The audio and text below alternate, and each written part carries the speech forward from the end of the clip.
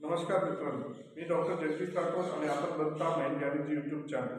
मित्रांनो, guidance and counselling याच्यामध्ये आपल्याला बघायचं आहे की इलेक्ट्रिक काउन्सिलिंग म्हणजे निवडक काउन्सिलिंग जे आहे त्या काउन्सिलिंगमध्ये कशा पद्धतीने काउन्सिलिंग केलं जाते हा सर्वात महत्त्वाचा भाग आहे. ही काउन्सिलिंग करत असताना सर्वात महत्त्वाचं आहे की कुठलीही काउन्सिलिंगला ते डायरेक्टिव्ह किंवा नॉन डायरेक्टिव्ह काउन्सिलिंग असतं आणि या डायरेक्टिव्ह आणि नॉन डायरेक्टिव्ह या व्यतिरिक्तची काउन्सिलिंग केलं जातं की ज्या सोयीनुसार जे क्लायंटच्या सोयीनुसार त्या काउन्सिलिंगला निवडक काउन्सिलिंग किंवा इलेक्ट्रिक काउन्सिलिंग असं म्हटलं गेलेलं आहे. आता हे सर्वात महत्वाचं चीफ ॲडव्होकेट त्याचं FC थॉर्न आहे आणि FC थॉर्न आहे त्याचबरोबर कंबायनेशन ऑफ डायरेक्टिव्ह आणि नॉन डायरेक्टिव्ह काउन्सिलिंग हा दोन्हीचं जे आहे मध्य साधून किंवा दोन्हीचा उपयोग करून जे काउन्सिलिंग केलं जातं त्याला इलेक्ट्रिक काउन्सिलिंग म्हटलेलं आहे, निवडक काउन्सिलिंग. याच्यात सर्वात महत्वाचे सिच्युएशनल फॅक्ट्सवर डिपेंड आहे. जसं सिच्युएशन असेल, जशी वेळ असेल, जसं त्या पद्धतीने त्याच्यामध्ये बदल केला जातो. त्याच्यात सर्वात महत्वाचं आहे की फ्रीडम ऑफ काउन्सिलरला जशा पद्धतीनं पाहिजे त्या पद्धतीनं त्याला पूर्ण मोकळीक असते आणि त्या मोकळीक असल्यामुळे त्या पद्धतीनं तो काउन्सिलिंग करू शकतो. त्याच्यात महत्वाचं आहे की most appropriate to particular time and client म्हणजे हे सर्वात महत्वाचं की त्याला सूट होईल अशा प्रकारचं ज्या क्लायंटला सूट होईल त्यानुसार आणि त्या क्लायंटला जसं टाईम असेल त्याचं त्यानुसार त्याला वापरलं जातं किंवा त्या पद्धतीनं वापरलं जातं आणि त्याच्यामुळे चांगल्या प्रकारचं काउन्सिलिंग होऊ शकतं. युटिलाइज मेनी किंवा एनी प्रोसिजर कुठल्या प्रकारची प्रोसिजर आपण वापरल्या जाऊ शकतो. त्याला आपली प्रोसिजरची कुठल्याही प्रकारची बांधिलकी नाही किंवा कुठल्या प्रोसिजरला आपण त्याला उपचार करायचं किंवा त्या पद्धतीनं करायचं असं कुठल्याही प्रकारचे बांधिलकी नाही. त्याच्यानंतर हे काय युटिलाइज एनी प्रोसिजर त्यांनी म्हटलं जस्टिफाईंग काय कुठल्याही प्रकारचे हे एक निश्चितीकरण एक जजमेंट एक न्याय देणारी एक प्रकारची काउन्सिलिंग पद्धती आहे, मार्गदर्शन पद्धती आहे. Useful for मॉडिफाईंग ideas and attitude. Idea किंवा ॲटिट्यूड्स असेल कुठल्याही प्रकारच्या आयडियाज आहेत कुठल्याही प्रकारच्या ॲटिट्यूड्स आहेत त्याला मॉडिफाय करण्यासाठी हे अत्यंत उपयुक्त असं आहे. त्याच्यानंतर सर्वात स्टार्ट हे जे करत असताना डायरेक्टिव्ह टू तर नॉन डायरेक्टिव्ह अशा पद्धतीने सुद्धा स्टार्ट केलं जाऊ शकतं किंवा दुसरं नॉन डायरेक्टिव्ह टू डायरेक्टिव्ह अशा पद्धतीनं म्हणजे दोन्ही पद्धतीनं करून ते स्टॉप केलं जाऊ शकतं. या पद्धतीने ते काउन्सिलिंग केलं जातं. त्याच्यात महत्वाचं आहे की adjustment between directive and non directive म्हणजे दोन्हीमध्ये ऍडजस्टमेंट करण्याची सुद्धा क्षमता याच्यामध्ये असते. अशा पद्धतीने ही काउन्सिलिंग असते. नमस्कार मित्रांनो, आपण आता बघतो आहे कॅरेक्टरिस्टिक्स ऑफ इलेक्ट्रिक काउन्सिलिंग. ह्या जे आहे निवडक काउन्सिलिंग जे आहे किंवा मार्गदर्शन आहे त्याचं आपण कॅरेक्टरिस्टिक्स बघत असताना सर्वात महत्त्वाचं आहे method of counselling may change from counselling to counselee and counsellor of even with the same client from time to time. म्हणजे वेळोवेळी आपण काय करत असतो सर्वात महत्त्वाचं आहे की याच्यामध्ये काउन्सिलिंगच्या ज्या पद्धती आहेत त्यानुसार हे मेथड जे आहे ते व्यक्तिपरत्वे त्याला आपल्याला बदलवता येते किंवा वेळेनुसार आपल्याला त्याच्यामध्ये बदल करता येते. हे महत्त्वाचं गुणधर्म आहे. सर्वात महत्त्वाचं फ्लेक्झिबिलिटी असतं याच्यात आणि काउन्सिलर काय करतो की एक फ्लेक्झिबिलिटीसाठी एक स्पेशल फ्युचर्स किंवा की वापरतो आणि त्या पद्धतीनं त्याच्यामध्ये बदल करतो. त्याच्यात एक प्रकारचं फ्रीडम असतं, चॉईस असतं हां.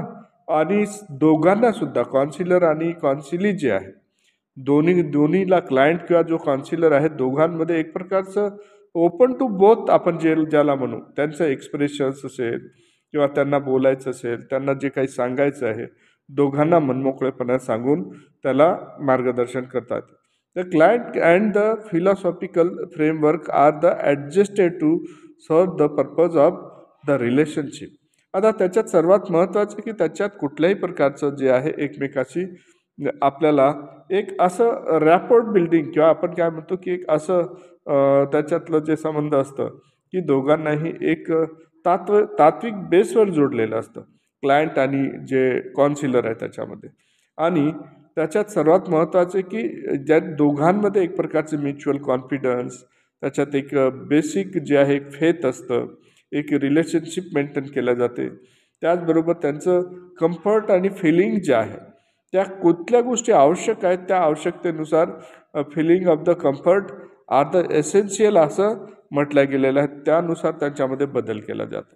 याच्यात सर्वात महत्त्वाचं की कुठल्याही प्रकारचं काउन्सिलिंग करताना त्याच्या विशिष्ट प्रकारच्या स्टेप्स आहे. त्या स्टेप्स जे इलेक्टिव्ह काउन्सिलिंग जे आहे, study of the need and personality characteristic of the client, selection of technique use, आपण काय करतो काही टेक्निक्स सिलेक्ट करतो आहे. ॲप्लिकेशन ऑफ टेक्निक यूज, कुठलं ॲप्लिकेशन त्याच्यासाठी वापरायचं, इव्हॅल्युशन ऑफ द इफेक्टिव्हनेस, अशा प्रकारचं मूल्यमापन की जो त्याच्यावर तंतोतंत इफेक्ट करेल. इव्हॅल्युएशन केल्यानंतर त्याचा रिझल्ट चांगला येईल. प्रिपरेशन्स ऑफ द काउन्सिलिंग, आता आपण कसं काउन्सिलिंग करायचं त्याविषयीचं निश्चित असं तयारी केलं जातं. Seeking the opinion of the client and other related, म्हणजे आपण काय करतो त्या क्लायंटचं ओपिनियनसुद्धा घेत असतो आणि त्यानंतर त्यांना काउन्सिलिंग करत असतो. आता ह्या काउन्सिलिंगमध्ये जे हाय लेवल कॉम्पिटन्सी असते, त्याच्या एक दुसऱ्याबद्दलचं फेथ चांगलं असतं. एक प्रकारचं रॅशनल गोष्टीवर विचार केला जातं. आता कुठल्याही प्रकारचं जे पर्टिक्युलर व्यक्ती किंवा पर्टिक्युलर प्रोसिजर किंवा कुठल्याही प्रकारचं आपण त्या गोष्टी ज्या आहे की ज्या व्यक्ती सापेक्ष असेल तशा प्रकारच्या त्या बदलवल्या जाते किंवा त्या दूर केल्या जातात. आणि त्याच्यात positive work relationship with the client आपण जे म्हणतो आहे की ते असं इस्टॅब्लिशमेंट केलं जातं की त्याच्यासोबत आपण सकारात्मक होऊन कार्य केलं पाहिजे. आणि कुठल्याही वेळेस जे आहे की जास्तीत जास्त ते टास्क हँडल करण्यासाठी बेटर वे जे आहे काउन्सिलरसाठी जास्तीत जास्त चांगला मार्ग कोणता असेल ते उपयोगात आणण्यासाठी प्रयत्न केला.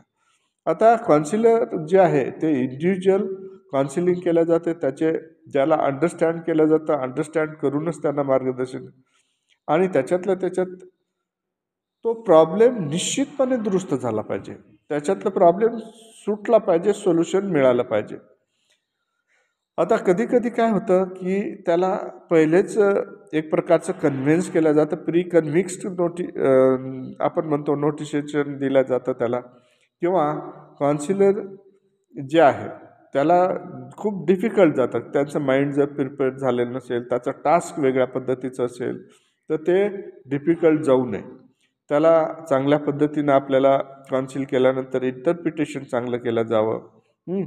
आणि तो कधी उपलब्ध आहे, तो व्यक्ती तो क्लायंट उपलब्ध असेल त्यानुसार त्याला एक प्रकारचं कोऑर्डिनेशन त्याच्यामध्ये आपल्या बोलण्यामध्ये असलं पाहिजे. ते फ्रेंडली रिलेशनशिप असले पाहिजे.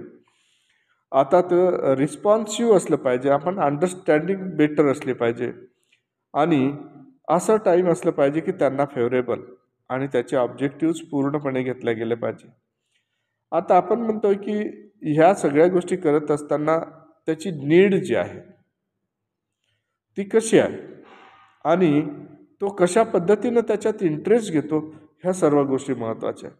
काही लिमिटेशन्ससुद्धा आहे आणि इलेक्ट्रिक जे काउन्सिलिंग आहे त्या लिमिटेशनमध्ये काही असे लिमिटेशन्स आहेत. Some peoples are of the view that this type of counselling is vagued at the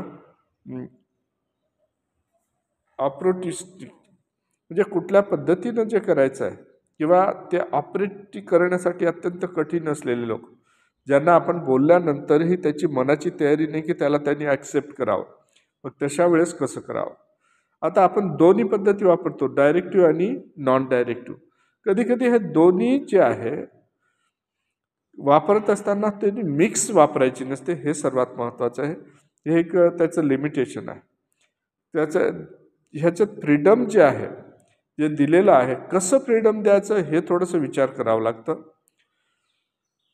आता निश्चित असं कुठल्या प्रकारचे नियम याच्यासाठी नाही आहे, हे लिमिटेशन्स आहे याच्यात.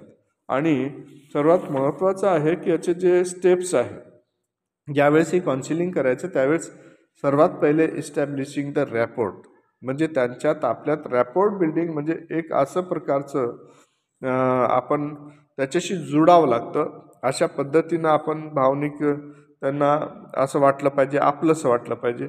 या पद्धतीनं सर्वात पहिले रॅपोर्ट बिल्डिंग करावं लागतं.